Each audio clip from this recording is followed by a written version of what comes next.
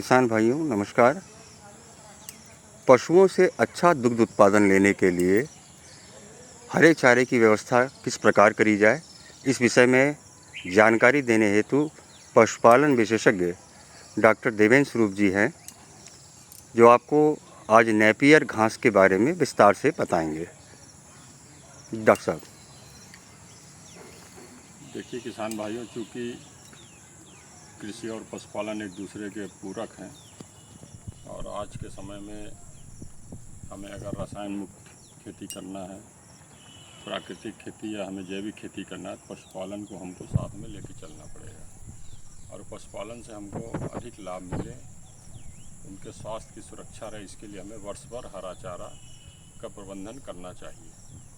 अब आप लोगों के मन में आ रहा होगा कि ऐसा कौन सा चारा है, तो हम आज आपको बहुवर्षीय हरा चारा नेपियर के बारे में जानकारी दे रहे हैं। ये बहुवर्षीय हरा चारा नेपियर एक ऐसा हरा चारा है जिसको आप एक बार लगा दें तो 5 से 7 वर्षों तक इसको आप काट कर खिलाते रह सकते हैं।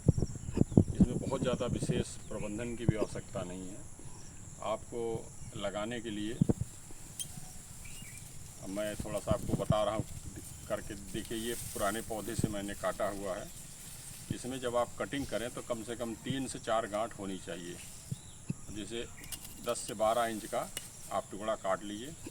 देखिए, चूँकि बरसात की वजह से इसमें पहले से जड़ है और इस प्रकार से आप इसको, जैसे गन्ने का आप लोग तैयार करते हैं, 3 से 4 गांठ हो और ये आप इसको पहले काट के रख लें।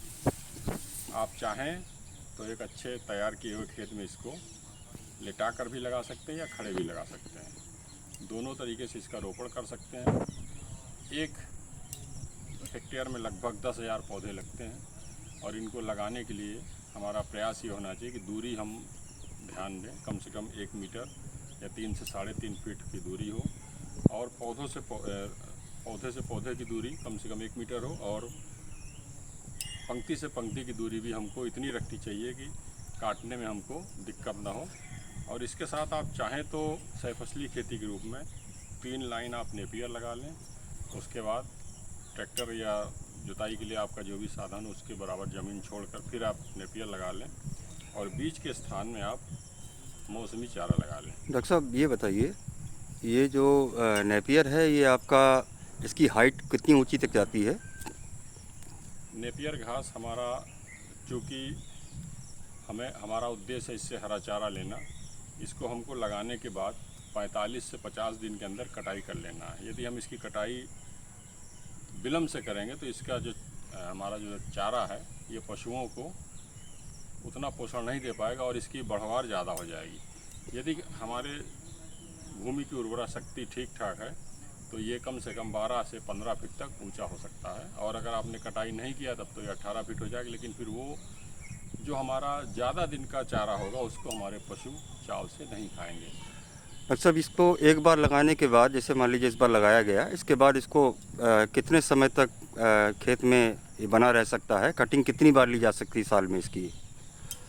किसान भाइयों, चूँकि हम इसको, मैंने पहले ही कहा था कि ये बहुवर्षीय हरा चारा है। अगर हम एक बार इसको लगा देते हैं तो 5 से 7 साल तक हम इसको काट के खिलाते रहते हैं। और इसमें चूँकि आप देख सकते हैं हमारा एक मदर प्लांट है जिसमें कितने सारे किल्ले आ रहे हैं। चूँकि अभी ये नए किल्ले आ रहे हैं, 60-70 किल्ले एक पौधे से निकलते हैं और इनको किसान भाई अपना जब 50 दिन का हो जाए तो इनको काट कर खिलाते रहें।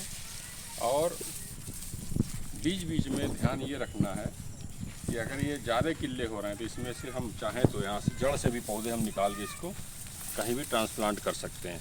ये देखिए, जो पूरा ज़्यादा किल्ले हो गए तो इनको हम जड़ से निकाल के दूसरी जगह पे भी हम इसको ट्रांसप्लांट कर सकते हैं। ये जो चारा होता है इसको मैक्सिमम कितनी मात्रा में, अधिकतम कितनी मात्रा में पशुओं को हम खिला सकते हैं? कुछ इसका वो भी रेशियो रहना ज़रूरी है या जितना चाहें उतना खिला सकते हैं? नहीं, इसके लिए देखिए, जैसा बेहतर उत्पादन के लिए हमको हरा चारा और सूखा चारा दोनों देना चाहिए। तो हमें कम से कम 1/4 सूखा चारा देना और 3/4 हरा चारा देना है। यदि हमारे पास दलहनी और गैर दलहनी दोनों हों तो हम इसको आधा आधा कर सकते हैं। अब चूंकि ये हमारा गैर दलहनी चारा, अगर इसके साथ हमारे पास बरसीम हो, लोबिया हो, रिचका हो तो अति उत्तम। यदि वो नहीं है हमारे पास दलहनी चारा तो हम इसको 3/4 तक ले सकते हैं। और इसको जब भी हम खिलाएं, इसको हम काट के कुटिया मशीन से अपने पशुओं को दें, भूसा में मिला के दें, तो बेहतरीन अच्छे से वो इसको चाव से खाते हैं। डॉक्टर साहब, इसको पानी कब कब देना होता है और इसमें कोई खाद भी अलग से देने की ज़रूरत है? देखिए, अगर हमारी ज़मीन की उर्वरा शक्ति ठीक है तो हमने शुरू में ही बताया आपको कि लगाने से पहले हम इसमें 8 से 10 टन हम गोबर की खाद डाल दें। अगर आपके पास गोबर की खाद की प्रचुर मात्रा उपलब्ध है तो जब एक बार हमने खाद डाल दिया है तो 1-2 साल तक हमें आवश्यकता नहीं। फिर इसकी कटिंग जो हम करते हैं, कटिंग करने के लिए हम इसको जब चारा के लिए काटते हैं उसके बाद हमें इसकी सिंचाई की आवश्यकता है। और हम 5 से 6 महीने में एक बार इसमें फर्टिलाइजेशन भी कर दें तो हमें उत्पादन ठीक मिलेगा। धन्यवाद डॉक्टर साहब।